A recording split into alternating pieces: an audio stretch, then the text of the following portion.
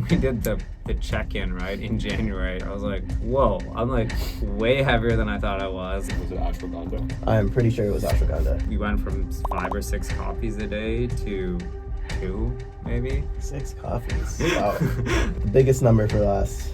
I was really impressed by this. How much weight did you lose over 3 weeks? Hi, I'm Stedman Halliday. And I'm Chef Jeff. Our guest today is Pratyush Buddiga. Pratyush is a venture capitalist at Susa Ventures, and he agreed to do 3 weeks of turnkey lifestyle transformation with us in the interest of extending his health span. We started with biological measurements like blood tests, DEXA scans, etc. We continuously monitored his nutrition, sleep, and exercise, and we coached him asynchronously through WhatsApp for these 3 weeks, all while he ate Blueprint food prepared by Chef Jeff through his company, Eat Blueprint. What we go into in this podcast is what was most surprising for Pratyush, what he was skeptical of going into Autopilot nutrition program, and most importantly, what he's going to take with him beyond those 3 weeks. Let's get into it. Wow. That was bad Smacks claps. there. Cheers to 3 weeks, Yeah. Pratyush. Congratulations. Sweet. Thanks for joining us, Pratyush. You just did 3 weeks. Yeah. Blueprint 100%. Yeah. With some biomarkers at the beginning and end of the 3 weeks. Thank you to InstaLab for that. And yeah, we just want to go through and hear about your subjective experience, Sure. as well as some of the objective data that we have. And Stedman was coaching as well Yep. throughout this. He was working a lot more closely with you. But why don't we just go straight into the numbers Yep. and Sounds start good. from there. Cool. Sounds good. All right, so when you started, we took a look at not only biomarker measurements, but also a few body composition measurements. Yep. And I think the goal that you came in with was typically spiritual, as you know, that was your orientation. Yep. But we want to know how you felt when you first saw data come in here for body composition, especially. Yeah, I think the interesting thing, and maybe rewinding back to kind of like history with food and that whole experience, is that obviously when I was a professional poker player, I ate super unhealthy, like just garbage, KFC at 1 a.m. type thing. And I think in 2016, I realized I was like pretty overweight. I think I was probably like 210, 220, and like probably like, 35, 40% body fat. Was like pretty bad. And I went on keto, and I lost a ton of weight. I probably lost like 50 pounds at 6 months, was 160. And that kind of generally sort of red pilled me on like meat is like the greatest thing ever. And like, meat is how you stay lean. Meat is like the best food ever, etc. And like I already ate a lot of meat, but in general, I was like, okay, this is just like the way I'm gonna eat forever. And I think like generally I was pretty okay. Like I don't know if I was, in the best shape, but I wasn't in the worst shape. I think when we had a kid about a year and a half ago, or 15 months ago, I was like, okay, I'm still like in pretty good shape. Like I don't think I'm like fat or anything. Like everything's like seems pretty reasonable. Not like 6-pack lean, but pretty like overall lean. I think when we did the check-in, right, in January, the beginning of the year, I was like, whoa, I'm like way heavier than I thought I was. I have a bigger waist and hips and higher body fat percentage, like way higher than I thought I was. And like I thought I'd like pretty much not changed too much since we had the kid, but yeah, it was definitely like, oh yeah, well, I guess like 15 months of like heavier, probably carrying a little bit less what I eat, working out a little bit less, all these things that kind of had an impact. And I wasn't quite back to 210, 40% body fat or anything, but I was definitely like way higher than I thought I was. Right on. So a little bit of a wake-up call from the data. Let's get into the numbers. Yeah. So I think before and after, you saw a waistline reduction of 2 inches. Yep. Hips was minus 2.3 inches. I'm going to call out some of the other things here, and I think Jeff is looking at the InstaLab results, and we'll be able to get into our exact numbers, but decrease in liver enzymes. So where were they before? Where'd they end up? So we have ALP, ALT, and AST. Yep. ALP was about the same from 52 to 51. But then ALT went from 129 to 40, and AST went from 67 to 36. So basically ALT and AST were in the red, and now they are a half or like a third of what they were before in the green, in the yellow. Yeah, this is one of the trickier ones. So I had a little bit of a brush with this once I started doing my biomarker measurements last year. And I spent all summer trying to do a bunch of dietary changes to get those back into at least the moderate risk zone. I got pretty close to the green, which I think will have held now. But basically what these enzymes can show is a lot of, when we think of the liver, is of course processing toxins. Yep. So a huge cause for elevating them can be risk factors that lead to cirrhosis, alcohol abuse, etc. But one of the leading causes here is something called non-alcoholic fatty liver disease. And it's when, extra fatty acids kind of make their way through your system, end up in the viscera. There's a lot of the processing that the liver does. And so they can surround your organs, and that'll show up in the liver enzymes. You'll have, these extra enzymes in the blood. Yeah. So this is typically, associated with people who have, excess fat in their diet, or could use some weight loss to be able to just have healthier organs, the liver being one of them. It's just a first indicator there. Got it. And it's typically asymptomatic too, so.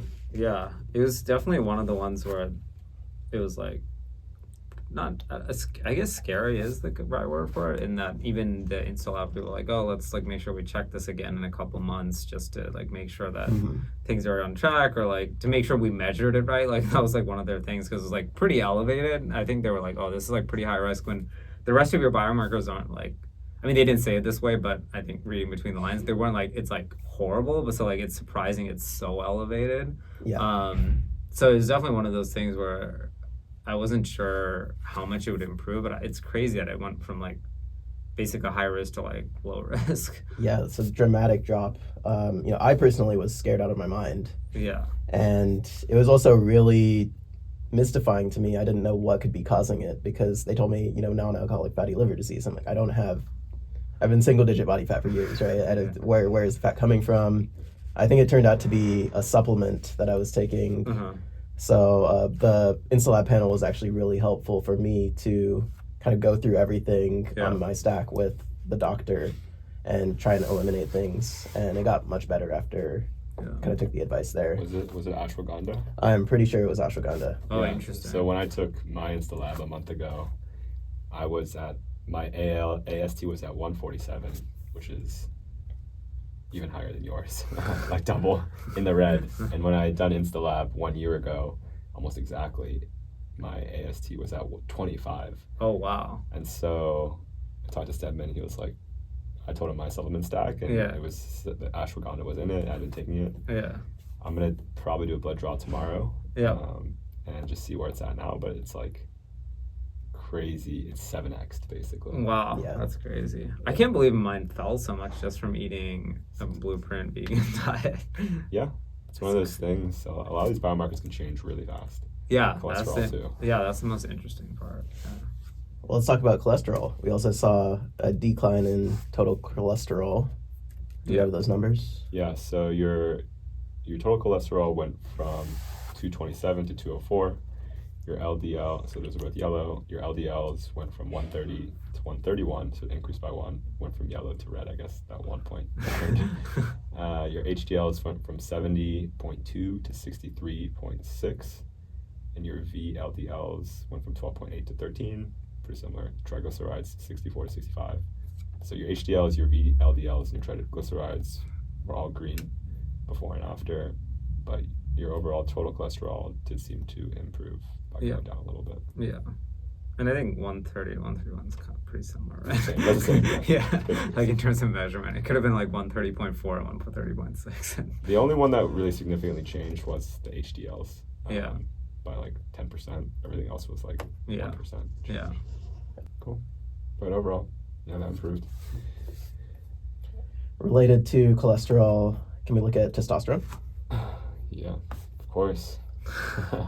This is the one where, like, when you go on a vegan diet or something, you're like, my testosterone numbers are gonna get nuked. Like, that's what I remember, like, asking you guys about, like, okay, what kind of protein do I need? You're like, should I take supplements? Yeah, I literally asked you if, like, down? can I get, like, a testosterone patch? I'm like, are my numbers good enough? And I'm like, dude, just wait and see how the month goes before Yeah. you do something like that. And your total T went up Yeah. from 627 to 766 nanograms per deciliter.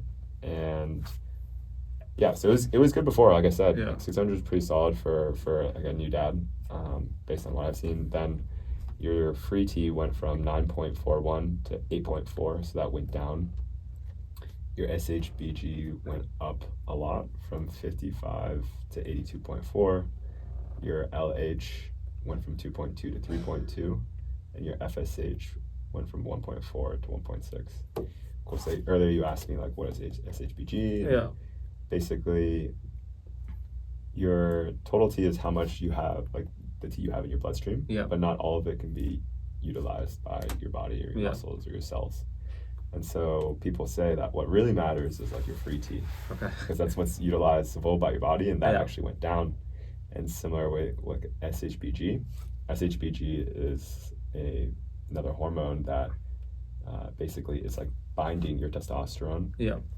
And so that's why if your SHBG is going up, your total T might be higher, but your free T went down. Got it. So it's almost like basically free T plus SHBG plus like albumin, some other ones, equals total T.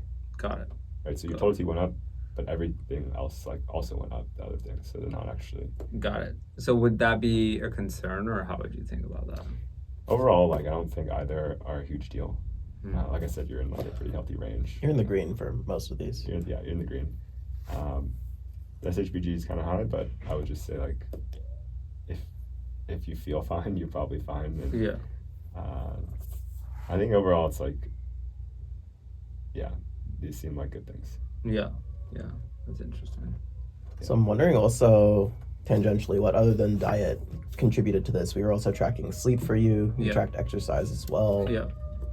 Do you feel that your sleep was generally good? From what I saw, it was looking pretty great. Yeah, I think so. I think sleep is one that's just like hard as a new dad, obviously, especially when you're really busy with work and also want to go to the gym and have family time. It's just like really hard to get a lot of sleep. But I think generally sleep was good. I probably was like averaging 7 hours a day and like generally sleeping well. And maybe more importantly, just like feeling pretty high energy throughout the day. So I think we went from 5 or 6 coffees a day to 2, maybe. 6 coffees. Wow. Yeah, I was a coffee addict. Like yeah. a Keurig or a Starbucks? Well, just either coffee at home and then like, there's infinite coffees you have as a VC, right? So, yeah, I was like full on. So I think the crazy part is like, you drink all those coffees and I wasn't even like super charged. That was just like to keep you going throughout the day to do your work versus like feeling high energy. And I think pretty quickly as we started moving to this diet, I went from, I'd have one in the morning, like when I woke up, and then maybe another one at like 8 or 9 a.m. and that was it. And that's like still waking up pretty early, probably waking up at like 5 a.m. most days. And yeah, doing a lot, obviously, like working out, working, spending time with family. It was surprising. That was the part that I really didn't expect, honestly, was how much more energy I had on this kind of diet.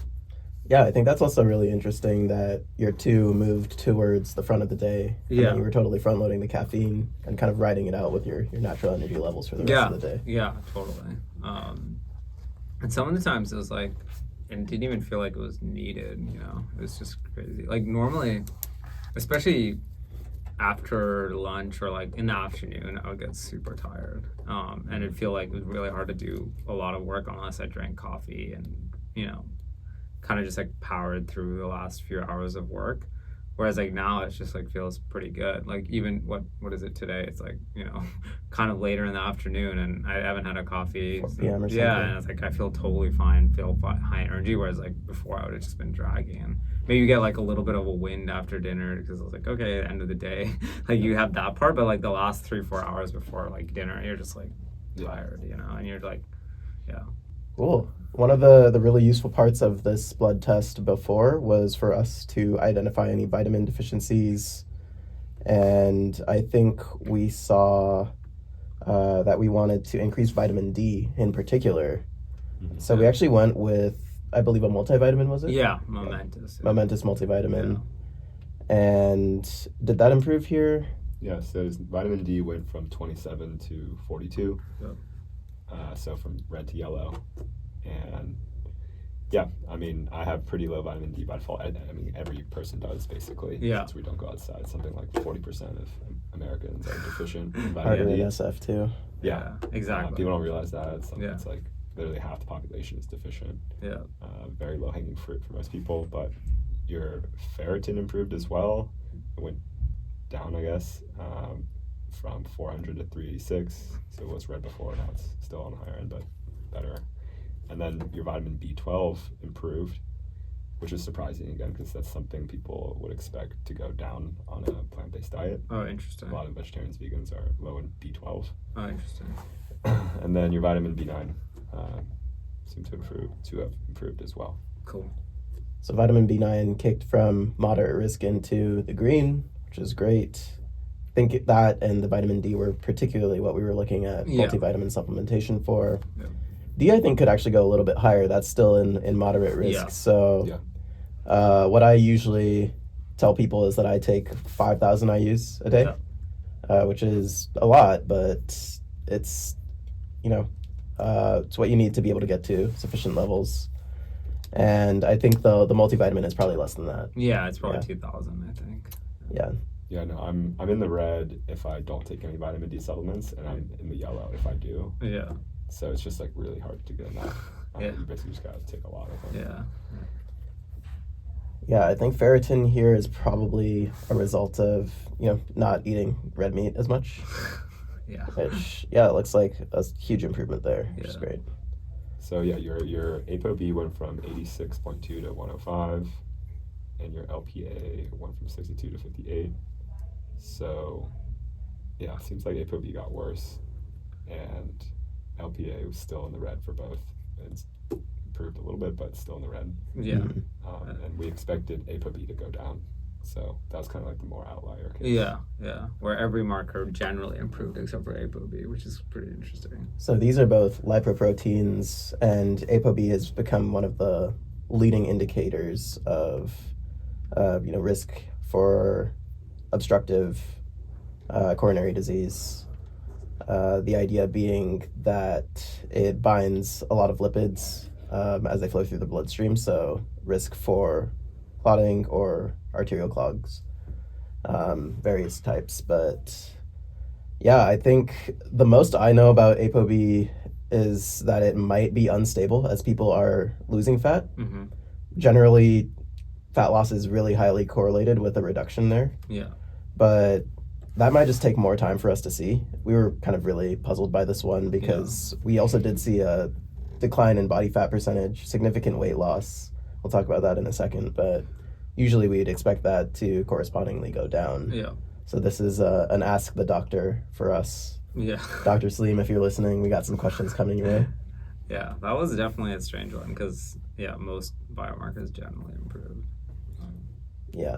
I mean, that's another note, though, is that these tests were, 3 weeks, 4 weeks apart? Yeah, 4 weeks apart. Yeah. And, I mean, the minimum I've been advised is like 6 weeks for seeing the results that you probably want to see.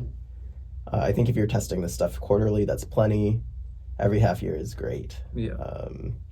I probably was like, even with like, okay, cool, interesting results, kind of like transitioning a bit now, I would probably not take another one for at least 6 months. Kind of just wait to see, okay, what does it like look more settled down versus like, this was more of an experiment, let's test everything and see what happens. If you're doing like a pretty drastic lifestyle change like you did for 3 weeks, I think it makes sense. Yeah, exactly. And I think that could also lead to some more instability in the measurement. Totally. I mean, you have a good baseline now. At least you know what your ripe areas of improvement are. Exactly. That's what matters. Exactly. All right, let's talk about the big kahuna for our last numbers: body fat percentage and weight loss. Yep. I think we saw a decline of a little over 2% in body fat. Yep. We had some difficulty estimating this. You want to talk about why? Yeah, I think I got a DEXA scan, and it was like it was a pretty high number, like over 30%. And I think probably most people who looked at me would be like, wait, there's no way this guy's 30% body fat. And I remember being like, whoa, I guess I just had to carry more fat than I thought I did, and was like totally like, okay, whatever, let's just like make sure we improve these numbers. I also was doing shape scale around, they had like a much lower number, like in the low 20s. Which if you look at pictures online of like, okay, what is someone with 23% body fat? What is someone with 30% body fat? Like, what do they look like? Mm-hmm. It was like, that seemed more logical, but I was like, well, DEXA scan is like the be all end all. So like, clearly that's right. And maybe I'm just like, I have more body fat than I thought I did. We ended up doing the test again at the end, and it still had, it showed a reduction by 2.5%, but it still showed a pretty high number. Which I think, like, looking at me now is basically saying I'm like at 30% body fat now, which seems pretty hard to believe, but, I wasn't sure. Ended up, going over the shape scale office, and they did a bunch of like caliper measurements and also measured with the shape scale, and they kind of identified there was probably something wrong with how the DEXA was measuring my skin density. I don't know if it's like I just have like thicker skin or whatnot, but like they were able to like back of the envelope kind of figure out like why the DEXA was mismeasuring it by using calipers to measure my body fat. And so this is a skin fold. Yeah, skin fold measurement. Yeah, and so they're like, okay, like they basically Kate from their team kind of figured out like why the DEXA was off, and like was able to like calculate, okay, this is exactly why it's off. So the net was the body fat percentage loss was correct, like it was 2.6% or whatever it happened to be, but the numbers was not like going down to 30. It was like more in the low 20s. That makes sense. Yeah. And then for context, shape scale is a new technology that's using depth sensors and infrared coated light to be able to estimate a lot of the composition details we get from a DEXA scan, which uses x-rays without the x-rays. So they're just using computer vision and some really clever hardware analysis. Pretty cool gadget. Cool. And then the biggest number for last, I was really impressed by this. How much weight did you lose over 3 weeks? 15 pounds. 15 pounds in 3 weeks. That's crazy. Yeah, it was insane, honestly. How much was muscle? I think according to DEXA, which is like, it was about 4 pounds of muscle, and then the rest was fat. Okay. And how do you feel about that? Like, what do you mean by that? Like, as in, like, some people will be like, oh, you just like lost a lot of muscle. Maybe it wasn't actually like that good. Well, I think it's only 2%. Yeah, I think 2.5% body fat change in 3 or 4 weeks is pretty good. Like, yeah. So, and I think you're going to lose muscle when you lose fat. Like, it's really hard to make it like purely fat. But I think the majority was fat. So I feel generally pretty good about it. Like, if it had been, let's say 8 and 8 or 8 and 7 or something, I would have been like, oh, that's a lot of muscle to lose as well. So the fact that it was majority fat makes me feel good. And I think it's easier, or not easier, but I think it's probably better to get lean and then like build up muscle slowly. So I think I generally feel pretty good about it. Yeah. Good. So 2 more clarifying questions here. Did your lift numbers go down significantly? Not really. Yeah, Okay. They kind of stayed the same. And you were exercising resistance exercise regularly throughout this 3 weeks. Yeah, 4 to 5 times a week. Yeah, Right. And and you even change your lifts before or after? Like, you kind of just had the same weightlifting routine you had before? pretty much, yeah. Actually, yeah, during those like 3-4 weeks, yeah, it was pretty much the same. And I think maybe lost like 5 pounds on incline bench or something, but like that was like basically the only one, despite losing 15 pounds. Like, it wasn't significant. Like, it wasn't like every lift is something down by like 20% or something. So I mean, you get that back in a couple sessions. yeah, exactly. So I wasn't too concerned about it, honestly. And like, yeah, I think the little muscle I lost was, I don't think it was significant compared to the fat. Is there anything that feels really different? And generally, how do you feel sitting here today? I would presume that your energy levels really kind of speak for themselves. Yeah, I mean, the crazy part is that, I mean, I never would have thought I would be eating a lot of vegan food or generally more plant-based, but I generally feel really good. I mean, I've been eating, like, after the 3-4 week period, kind of like eating a little bit more, meat occasionally or fish every now and then, but generally it's been a really good experience and I feel way higher energy. Generally, it just like limits the menu when you're going out as well, which is like good for just like making healthy choices. Like at lunch, you're like, okay, I'll just get a salad that's generally healthy versus, I don't know, the fried chicken sandwich that looks pretty good or whatever.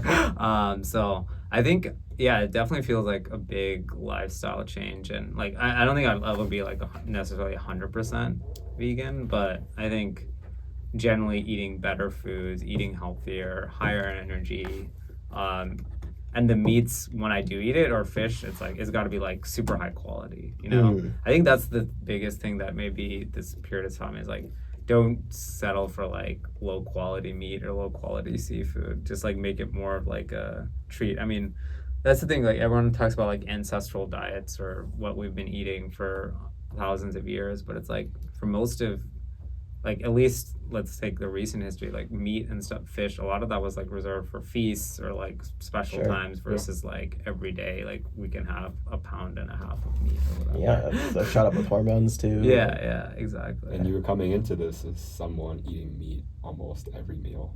Almost every meal. Like, well, if you say animal-based protein, every single meal. Like eggs in the morning and then some sort of meat for lunch, some sort of meat for dinner.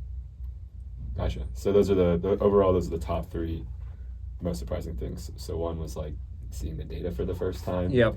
On your biomarkers as well as like blood and fat. Yeah. Second was how much more energy you have despite drinking 5 less cups of coffee. Yeah. And then the third is enjoying and just trying to eat more plant-based food, coming into this eating meat or plant-based or animal-based food every meal. Yeah, totally. Yeah, I think those are the biggest ones. I'm highlighting 2 things here. One is 15 pounds in 3 weeks. A lot of people would start to think of that as, unsustainable or unhealthy weight loss territory. Yeah. But you're telling us your satiation is generally high. Yep. Your energy levels are high. You're still able to perform athletically on just about the same level. So I think that's phenomenal. Yeah.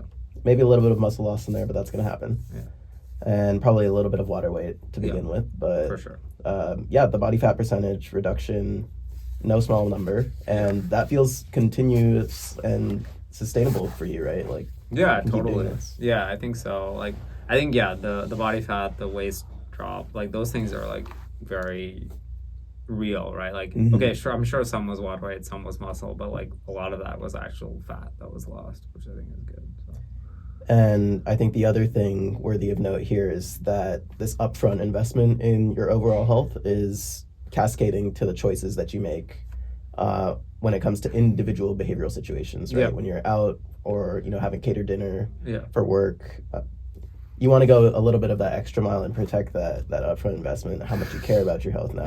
Yeah. And it's worth that little bit of an extra healthier choice. Totally. And I mean, I think one other thing is the automation of diet that it happens like when you're eating like Blueprint or catered meals by Jeff is like, honestly, that was a big difference. Like the last month has been super busy for work, honestly, like so many meetings, so many things to do. And I think just being able to just focus and like not be thinking about food, what am I going to cook, what am I going to eat, like what am I going to do, like it just makes life so much easier, honestly. And like definitely, sure, if you shop for groceries, you meal prep, you do this, you do that, like I'm sure it's like comes out to like, $2 cheaper per meal or $3 cheaper per meal or whatever the numbers are.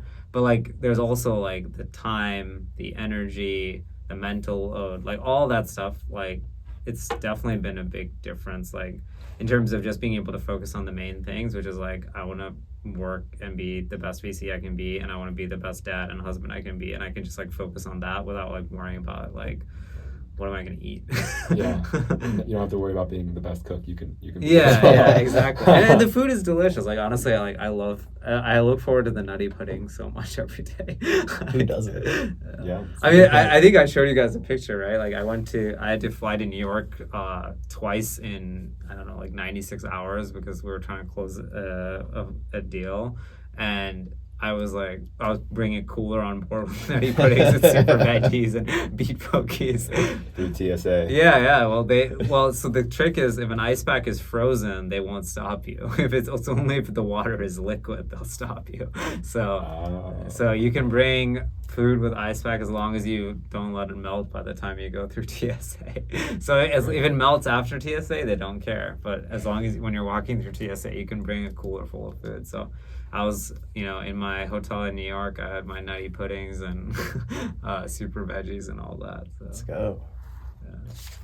Yeah. Just curious, as a rough pie chart, where did your food come from before this? Before it was on Autopilot? Were you cooking mostly for yourself, groceries? Yeah, I would say cooking. I mean, my wife and I would cook a lot. But it was some was meal prep, some was just individually made. But yeah, it was mostly cooking. And then eating out probably, a few times a week. Probably eating out more than back then than I am now. Makes sense. So it's probably 80% eating at home and then 20% or eating grocery prepared food and then 20% eating out. What expectations did you have coming into this program? Did you expect these results? Were they really surprising to you? Very surprising. Okay. I mean, I think the weight loss maybe, the amount of weight loss definitely surprising, but the fact that I think that wasn't the least surprising part. I was like, okay, I'll probably lose some weight, right? Just makes sense. It's probably less calories, that kind of thing. But I think all the numbers improving as much as they did, outside of the two we maybe talked about, was pretty surprising to me.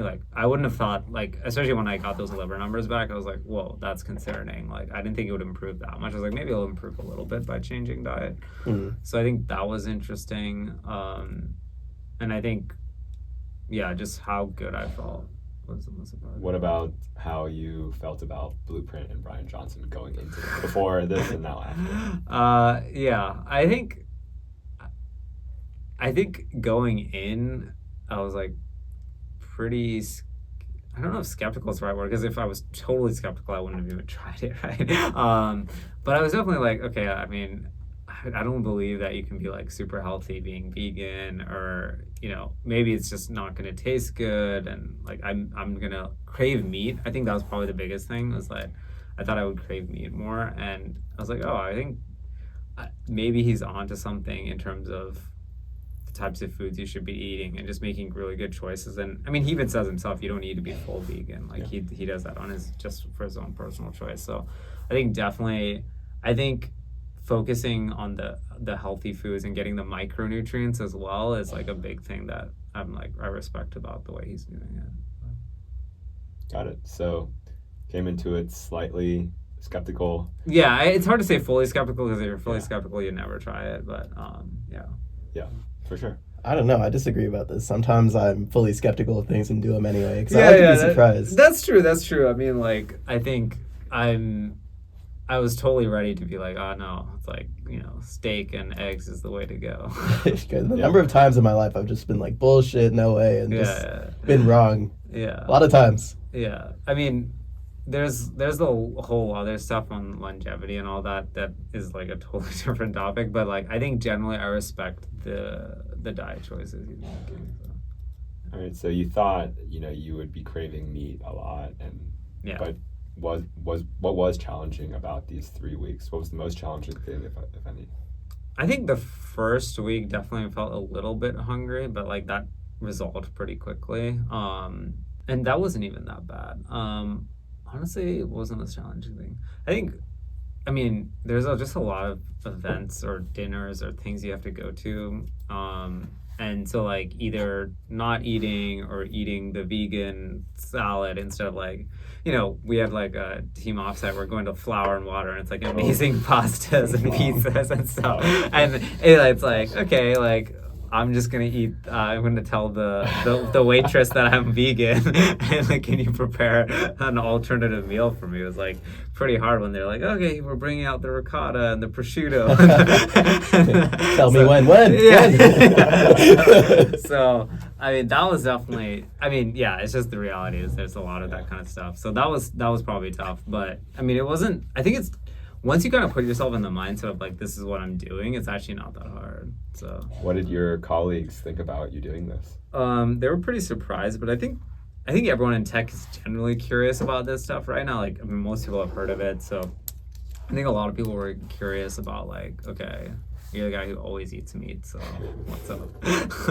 So they're generally curious and interested. So yeah, I think probably people are generally surprised by my results. I mean, I haven't shared all the biomarkers and everything, but I think it's like pretty obvious that I lost a lot of weight. It's awesome. Are you? Do you tell them that like, oh, you should try this? I do. How do you explain to like what you're doing to them? Or frame it. How do you frame it? I think well, initially it was more just like, oh, I'm trying the blueprint diet. I want to see like what Brian Johnson's doing, that kind of thing. And I think the hard part for most people is they're like, well, I want to be vegan.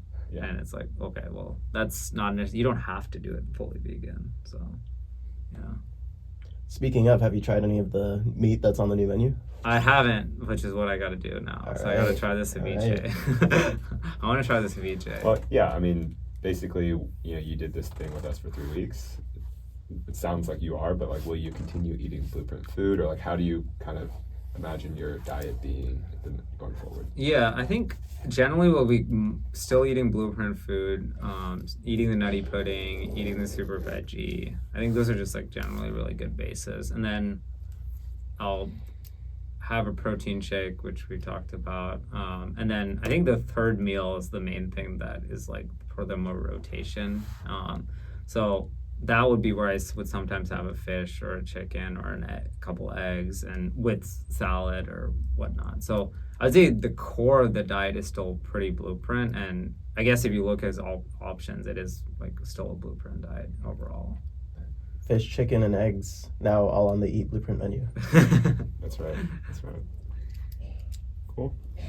And so, yeah, by having you eating this food, you said this kind of earlier, but it helped. Would you agree that like this kind of helped you just like focus on family, focus on work, because you're not like thinking totally, yeah, and you're also higher energy, so like that's a good part too. So yeah, more focused. It's like one part of your life that's kind of automated, which is nice. Like I think at least it is if I'm working with you guys. Obviously, if I was like cooking the nutty pudding, it wouldn't be that automated. I'd still have the health benefits maybe, but not the automation benefits. Where I think the reality is, especially if you're a founder, you're a VC, you're a knowledge worker in general that really is like obsessed with like getting better at your job or like producing great work. Like I think you should be focusing on the main thing, which is what you're doing, and letting that part of your life be more automated as a way to improve performance, right? Like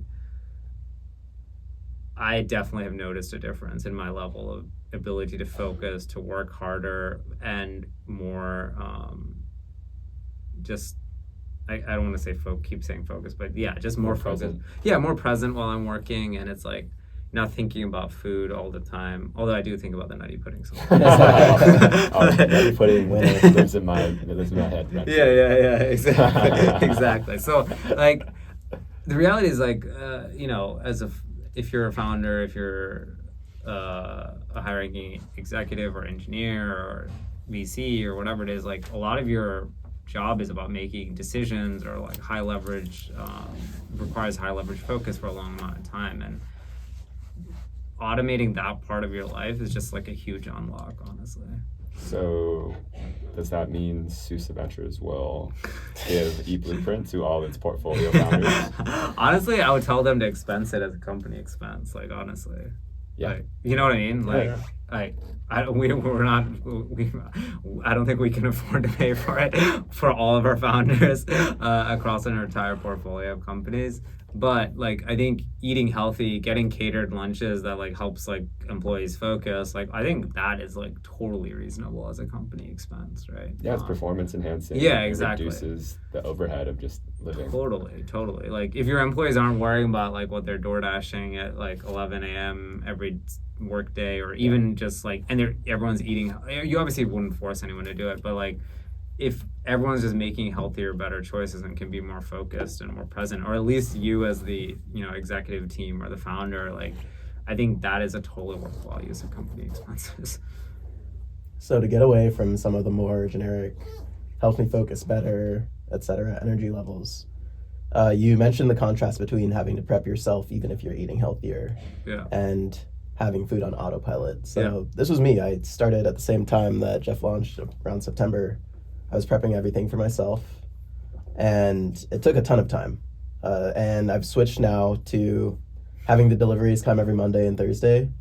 I have these moments of clarity where this kind of just manifests as something I'll be able to do that I wasn't before. Totally. And I'm wondering if you had any of these, specifically with regards to work and family, specific moments at which it kind of dawned on you, like, this is really good for me lifestyle-wise. I don't know if there was a specific moment. I mean, I can definitely remember thinking times like, I come home at night and food is like, ready, or like I'm at lunch and I don't have to think about it and I can just like eat during the day and super healthy. I don't know if there was like a specific moment, but it was just this general feeling of like, oh, there's this whole part of my life that I'm like not thinking about anymore. Well, you said that there are some times where you're like going to go out with friends or going to hike or something, and like you're like, oh, what should I eat? And it's like, oh, you're just gonna eat Blueprint. Yeah, already there. Exactly. You don't have to think about those other things. So I guess I can't think of a specific moment, but there's this general overall building feeling of during the 3 weeks or what it was, where you're just like, oh, I'm not thinking about these things. I don't have to clean up dishes. That's another nice thing. Let's be honest. Stuff like that, where it's just nice to, just have it full on autopilot. And like, I was already very fortunate, and my wife cooked a lot and things like that, where I wasn't like cooking 100% of my meals or anything, but like it just makes it easier for everyone, and like we can just focus on hanging out with Sophia, my daughter, and we can just like focus on each other, and like this stuff is like less affecting everything. And like when you do want to cook, it's like something you're like really want to enjoy, right? It's like, okay, people are coming over for dinner, we're gonna like cook something up. Not like every single day you're thinking about like, okay, well, I need to cook breakfast, I need to cook lunch, I need to cook dinner. Yeah, you're like opting into it for leisure, for social. Or just because you enjoy it, it's like a pleasure. Yeah, exactly. It's a nice ritual. Yeah. I love cooking for other people way more than I like cooking for myself. Yeah, it's like, I think Gwen, we both enjoy cooking, but it's like less of a, okay, like every day, how are we gonna eat? Type thing. It's great when you want to do it. Yeah, exactly. That's another good question. What did your wife think about this? She was very surprised by this whole thing. She would have never expected that I would eat vegetables. Honestly, I don't know if this is accurate, but I feel like I ate more vegetables in those 3 weeks than I probably ate like the last 5 years. I know that sounds crazy to say, but I legitimately never ate salad. I would not eat vegetables like when we would cook at home for ourselves. It was like meat and like rice, or meat and potatoes, or that kind of thing. Like, other than maybe, I guess kimchi you could count as vegetables, but other than that, I would not eat vegetables. So, I mean, it sounds absurd, but since you're not the first person to have said that, it doesn't sound as absurd anymore. Yeah, like I legitimately didn't eat vegetables, and so that was very surprising to her. She was like, "This is very strange," but I think she noticed the difference in my energy levels and that kind of thing. So. What did your daughter think? Your one. She cannot communicate, but she did learn to walk while we were there. So maybe she's making it leaps and bounds because of all this. Did she try the nutty pudding? Yeah, she's walking to the nutty She tried a little bit of the nutty pudding. Yeah. Okay. She enjoyed it. Yeah. Okay, good. Good. Maybe we'll launch a baby food pipeline. Yeah. Honestly, there you go. All right. So you kind of answered this already, but I guess like, how would you talk about Autopilot nutrition aside from like if it was not part of Blueprint at all, or if we had a menu that was completely like not Blueprint, it was just maybe similar types of healthy food and convenient, like would you still want to use a service like that? Yes, I would. And I think maybe a lot of people would get they think what we said earlier, right? Like logically it's cheaper. Like if you just go on a pure dollar perspective, you're gonna like dollar for dollar, like meal prepping, going to get my groceries. It seems cheaper, but like you're not accounting for the time, you're not accounting for the energy, like all these other aspects that like totally makes it worth it. It's not like you guys are like super expensive or anything. Like I don't want it to make it sound like that, but like obviously like meal prepping yourself will be cheaper than having someone else do it for you. Yeah. But I think it just unlocks so much more freedom and time for you to focus on what really matters. Yeah. So. I'm with that. Yeah. We want to get the cost down eventually one day, but I see food as, making your own food is in 100 years, like people aren't going to do it. Like we already don't do it. It's just that people resort to DoorDash and microwavable meals that are a lot cheaper. Yeah. But we don't grow our own food. We don't make our own clothes, and the amount of hours the normal person spends every single day on food just seems like a big overhead, especially if you're already like a knowledge worker. Totally. Yeah, and it's like I think there should definitely be times where you cook for others and enjoy you're just doing it for the sheer pleasure of doing it, but like the fact that doesn't have to be 21 times a week. Yeah, I think that people should take care of the garden, but I don't think they should be full-time farmers. Yeah, exactly. Yeah. I'm curious if you've tried any other meal services, probably like maybe frozen or ones that you had to prep yourself, and how much of a difference does it make that Eat Blueprint prepares meals fresh and that they're not frozen? My wife tried some of those meal kit services especially after she had the baby, because I was like back at work, and it was a lot on her those first few months after she gave birth to Sophia, and the food was just not that good. I mean, it's frozen. It's like there's just more ingredients in there because they have to preserve it. Like it's not just like purely like I look at all the ingredients on your food. I'm like every single one of these is legit. Like there's no, and it's not even like they're like you can optimize it so they're not like putting seed oils or anything like that in there. But it's still they're gonna be like a random gum or like some weird sugar alcohol or whatever it happens to be, whereas like this, it's like because it's fresh, it's just like, okay, I know exactly what's in this. There's no extra nonsense. Just normal organic ingredients. Whole foods. Yeah, exactly. Cool. Well, if we were not around today, what do you think you would do? I guess I would try to meal prep for myself, but I would still eat this way. I would just like have to try to figure out like, okay, how do I make enough nutty pudding on Sundays that I can last the week, or like veggies and things like that. So it would make my life, I would still eat the same way. I would just need to figure out how to do it myself, which I would prefer to just have you guys around and do it for me. Cool. All right, we'll keep going then. Yeah. No, it's honestly been life-changing. It's been awesome. Like I really appreciate what you guys did, and like being able to make that experience of trying this out for a few weeks so much easier. It made a big difference. Like I feel way healthier, feel way better. And yeah, now I feel like I can have an appropriate place for meat and things like that in my diet, and just generally feel really good about my health and improving biomarkers. And yeah, I'm excited to keep seeing where this goes, like in 6 months, right? Like what are the numbers, like what's my body fat percentage, and just continue to like improve in health and all those aspects.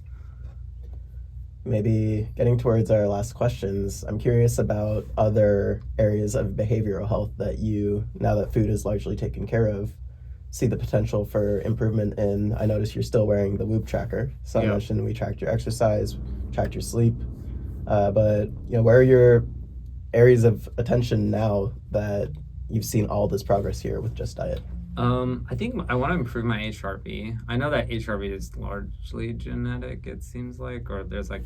whatever your baseline is. Yeah, the baseline is... still improve it. Yeah, so I think improving HRV and cardiovascular capacity would be good. I think that's like one I neglected for a long time. Like I would lift, but not do cardio. I think that's one that I think is kind of a shift or more of a focus, is like increasing that, improving HRV. you have any more on the VC side? Are there any like types of startups you're looking at right now in the kind of health and longevity space? Yeah, I mean, we invested in one recently called Superpower. That's more of like a personal health CRM, kind of like aggregating all the data from all your things like your Whoop, your InstaLab, and like just putting it in one beautiful dashboard for you to look at. I don't know. We've made a bunch of healthcare investments over the last few years, but those are like less personalized, let's say. We were investors in Whoop, actually. And I think we're definitely open or interested in looking at more companies in the space. It just have to be like, one that we feel like the potential for, multi-billion-dollar outcomes there. Cool. Awesome. Well, thank you for the time today, Pratyush. Yeah, thanks for having me, and thanks for automating one part of my life. And honestly, I don't think it's a coincidence that like this year feels like it's been the best start to a year in a long time, both professionally as well as personally. So yeah, it's been good. Amazing. Right on, and thank you for doing something good for yourself and sticking to it for 3 weeks. It's been really cool to see. Yeah, cool. Yeah, so wait, last question. If someone was on the fence of considering this or not, what would you tell them? I think just try it out. Like even for a week, right? Like you don't have to sign up to like this is like the next 6 months of my life or even 3 weeks of my life, right? I would just say try it out. Talk to you guys about like how to, because satiety and those kinds of things, especially the first week, might be like something that people need to work on. But just try it out, see how you feel, and the food is delicious, so I think it makes life a lot better. Awesome. Cool. Thank you so much, Pratyush. Cool. Thanks.